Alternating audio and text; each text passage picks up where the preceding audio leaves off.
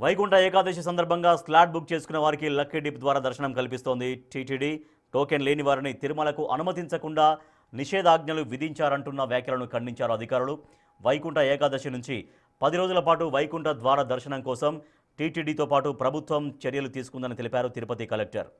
వైకుంఠ ఏకాదశి ఏర్పాట్లపై కలెక్టర్ వెంకటేశ్వర్లతో మా ప్రతినిధి దామోదర్ ఫేస్ టు ఫేస్.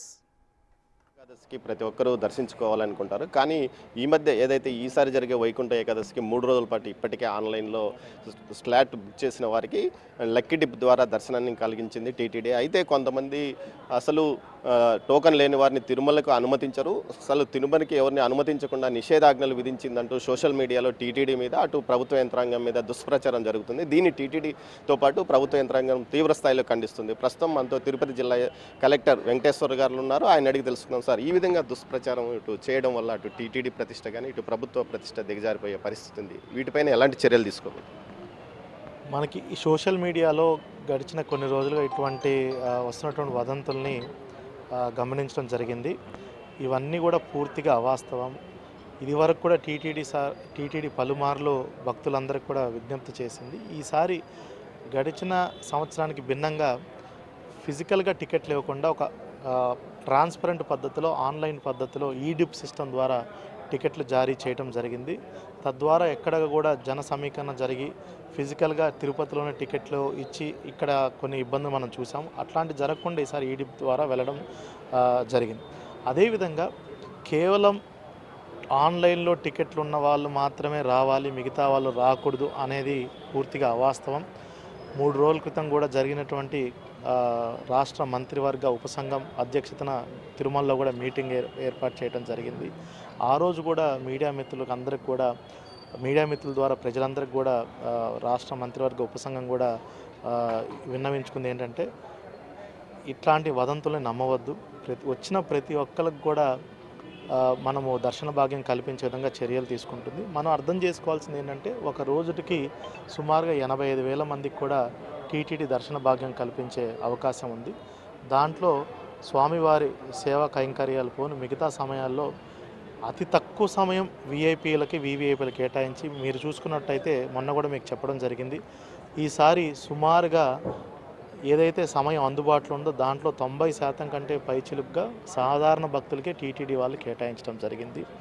మిగతా కేటగిరీస్ వీవీఐపీ డోనార్లకి 10% కంటే తక్కువ సమయాన్ని కేటాయించడం జరిగింది.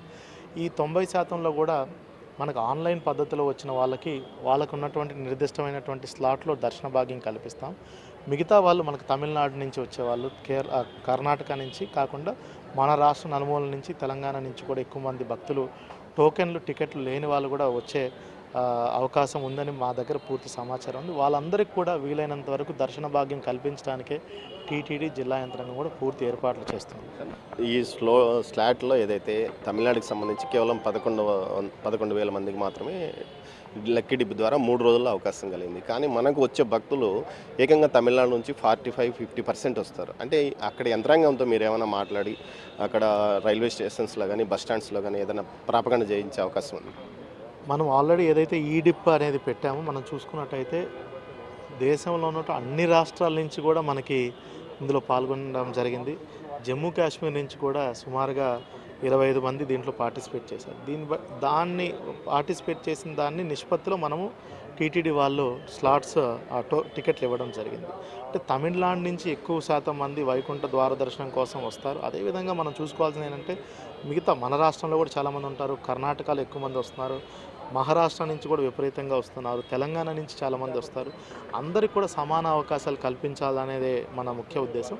దానికోసం మన తిరుపతి మొత్తం జిల్లాలో కూడా అదేవిధంగా ముఖ్యంగా ఎక్కువ మంది వచ్చే బస్ స్టాండ్ కానీ రైల్వే స్టేషన్ కానీ ఎయిర్పోర్ట్ కానీ వీటన్నిటిలో కూడా ఇన్ఫర్మేషన్ డెస్క్స్ ఏర్పాటు చేయడం జరిగింది టీటీడీ వాళ్ళకి. అదేవిధంగా సిటీ మొత్తం కూడా మనకి సీసీటీవీలు ఏర్పాటు చేసుకున్నాం. ఇదివరకే డ్రోన్ నిఘా వ్యవస్థ కూడా పెట్టడం జరిగింది. ఎక్కడ ఎక్కువ జన సమీకరణ జరిగినా వాళ్ళని మనం ఫ్రీ ఫ్లో ఆఫ్ మూమెంట్ ఉండే విధంగా అలిపిరి ద్వారా వాళ్ళని తిరుమలకు పంపించే విధంగా కూడా చర్యలు తీసుకుంటారు. స్థానికులను రెచ్చగొట్టి కావాలనే స్థానికులకు అవకాశం ఇవ్వలేదు, లక్కీ డిప్ ద్వారా ఇలాంటి అవకాశం కల్పించి స్థానికులను నిర్లక్ష్యం చేశారన్న కారణంతో చేత కొంతమంది ఆందోళన కూడా చేయించడానికి సిద్ధమవుతున్నారంటూ ఒక ప్రచారం జరుగుతుంది.